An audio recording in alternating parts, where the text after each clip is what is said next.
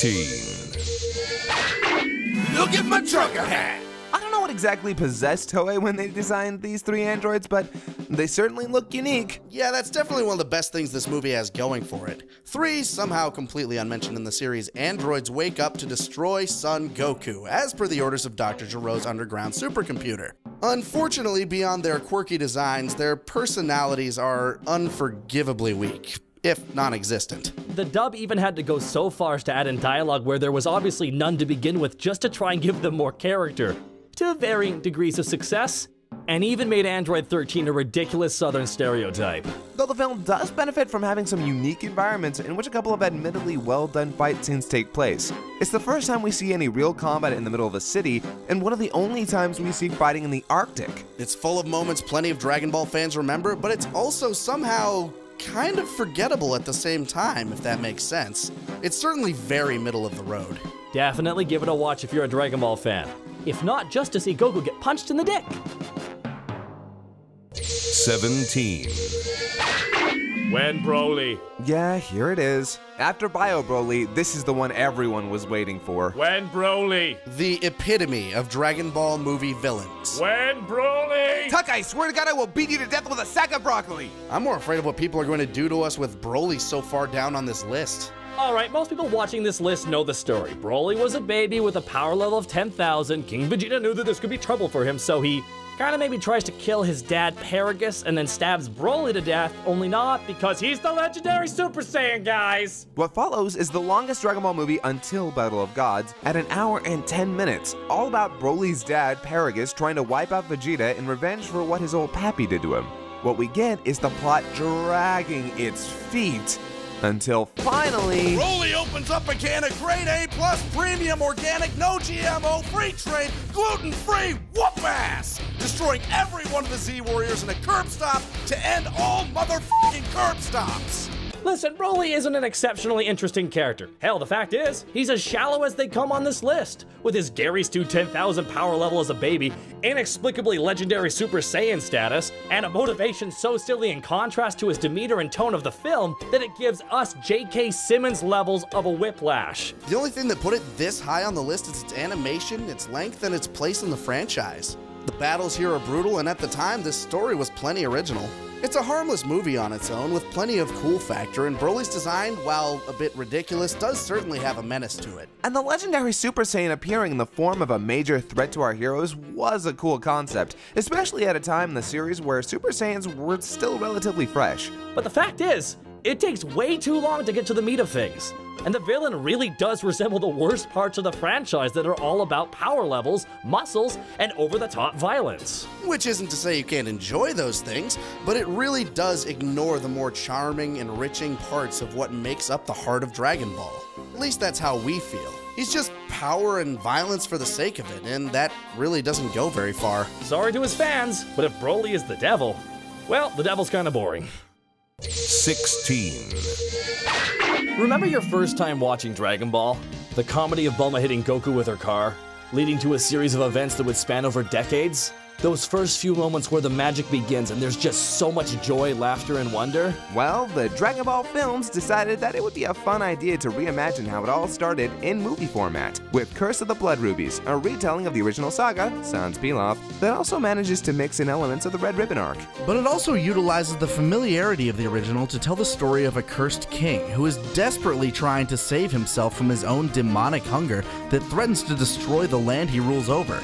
Unlike Sleeping Princess, the sense of adventure and color is much more apparent top to bottom. It also features much crisper and smoother animation, the classic Kikachi score in its element, and a pretty fantastic way to introduce people to the original series. However, it spends an entire 25 minutes recapping the original plot and introducing characters. And while the attack on Lord Gurume's castle is fun, the whole thing just feels like the original Pilaf and Red Ribbon arcs with the villains changed out. While it feels like Dragon Ball top to bottom, the fact that it's a retelling knocks it a lot lower on the list.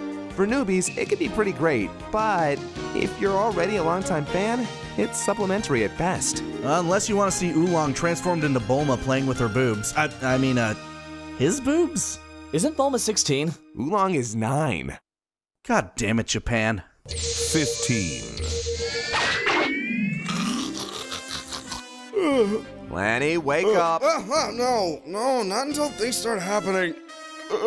Okay, let's get this out of the way. Icarus. Hiya, Dragon. Icarus is annoying, and he takes up half of this movie. But the other half is actually pretty cool. The movie is a twist of the Saiyan invasion plot, but this time the villains are utilizing the terrifying Tree of Might as to harness the planet's energy for their own gain. Kind of like an anti-spirit bomb, which is ironic considering how Goku wins this one. Little bit of trivia, Tree of Might was actually the first piece of Dragon Ball media I was ever introduced to. Which must have been terribly confusing considering the villain is a doppelganger of Goku, which also serves as a take on the evil version of the hero trope, and an interesting commentary on Saiyan genetics. All in all, it's got some pretty interesting fight scenes, a unique premise, beautiful music, but half the movie being dominated by Hiya Dragon, Icarus. Hiya Dragon, really does pad the film. And the backgrounds, once the Tree of Might is fully grown, tend to be a little dreary and murky. What's even worse, they completely waste all of the potential battles between the secondary characters and the villainous henchmen. And why? So we can get more of Gohan playing with his pet dragon in a cave with Icarus! Honestly, I think the biggest reason people remember this movie is Turles himself. Beyond that, though, I find it kind of boring. Now, to further infuriate folks, what I feel is a very underrated installment in the franchise. 14. Hey, it's King Piccolo! Yeah, make your jokes, Kaiser, but while most people consider this one of the worst movies in the franchise, I think it gets a lot of undue hate. While Lord Slug himself is not the most entertaining villain, this plot that surrounds him is a worthwhile one. A rogue Namekian warrior has brought together a crew of space pirates to find a planet suitable to convert into their new mobile home. Now they're on Earth, and it's up to Goku and the gang to stop them.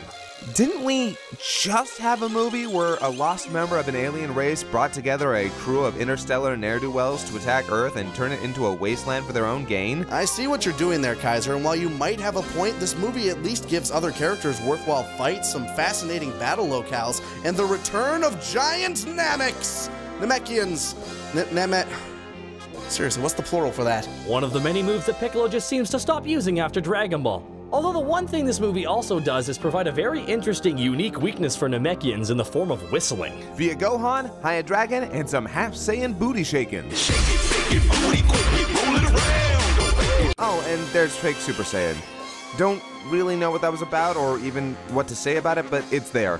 And it's actually kinda neat, even if it makes little to no sense. All in all, this movie has more going for it than Tree of Might. It gives us better fights this time around, and while it may mostly be unoriginal, I don't think it deserves the crap it gets.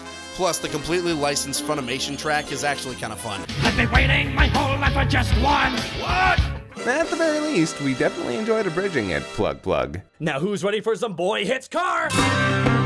13. You know who was a cool villain?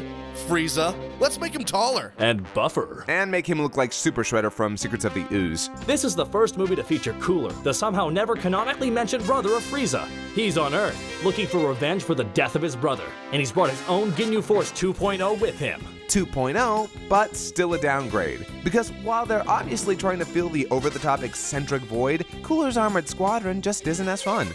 With the exception of Salaz's hilarious French accent in the dub. Cooler himself is an okay villain, and the Japanese actor for him is still the ever-fantastic Kaiser. Ryusei Nakao. That guy, who makes every incarnation he plays of Frieza's icy race come to life. There's no denying, however, that much like the Cooler Armored Squadron, he's a pale double of a previous character.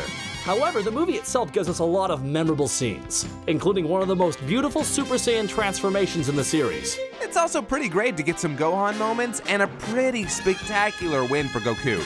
Also, Piccolo gets another badass fight scene with stretchy arms. Monkey D. Piccolo. He's gonna be king of the Namekians. 12.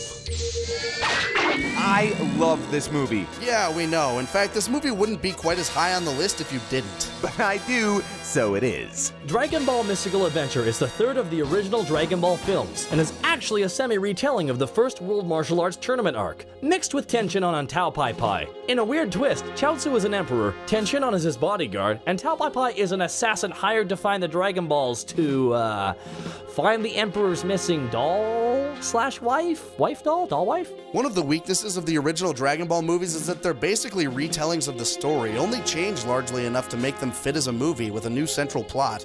whereas the films for the Z franchise flat out steal from the previous arcs. The greatest thing about this movie is that it just has all of that classic Dragon Ball feel. From the colors to the glorious animation to the music, everything feels right. With the exception of the last third of the film. The film decides to incorporate both Korin's Tower and Penguin Village, but it all feels completely out of nowhere and arbitrary, even if it is a lot of fun to see both Goku and Arale. Still, the animation and scenery in this movie are beautiful, the characters are on point, and the overall story is enjoyable. It also gets bonus points for utilizing both Upa and Bora. Love those guys. Wait, they're Native Americans, right? So is there an America in Dragon Ball? I don't know, let's ask Murasaki.